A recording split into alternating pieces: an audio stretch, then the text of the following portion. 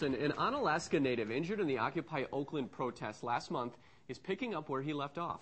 As we first reported yesterday, Scott Olsen is back protesting and gave his first interview since suffering a fractured skull.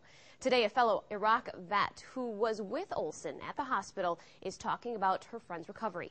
News 8's Jenna Traum joins us live in the studio with more. Dottie Guy and Scott Olsen first met through the group Iraq Veterans Against the War. They went on to protest together in both Occupy San Francisco and Occupy Oakland.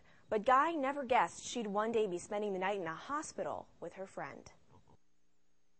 More than a month later, Scott Olsen's memories of the night are still a little fuzzy. Next thing I know, I'm down and on the ground, and there are people above me trying to help me, and they ended up carrying me away. But Dottie Guy's memories of that night are crystal clear. He was just peacefully protesting, and to see how badly he was hurt, it was a hard image to get out of my head. After calling every hospital in the area, she finally tracked him down. And I stayed the night with him, and I didn't leave the ICU with him until 3 or 4 o'clock the next afternoon. Olsen's parents, who live in Onalaska, couldn't be with him that night. The fact that he didn't have any family here, that really hit close to home for me because I'm in the same boat. I don't have any family in the Bay Area. He was there all alone. And for him not to have anyone here was just heartbreaking to me. Now Olsen is back on the streets of Oakland protesting, but his recovery process hasn't been an easy one. It was a very frustrating process.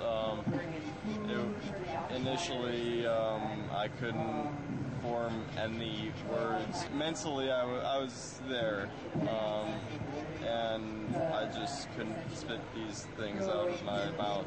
Guy first saw him outside of the hospital 2 weeks ago. He's the same Scott. The fact that he's actually speaking, it's awesome. I mean, I wish it never happened to him, but he's recovering like a rock star. Despite his frustrations with the investigation into how police actions may have caused his injury, Olsen remains a pacifist. Stay peaceful, because that's what this is about. It's about working together, working with one another, and it's about being open with each other, and that's how we can solve our problems. And to Guy, that makes him an inspiration for all occupiers. To see him go out there and still defend what he believes in, it's inspiring. I think we need more people like Scott in the world.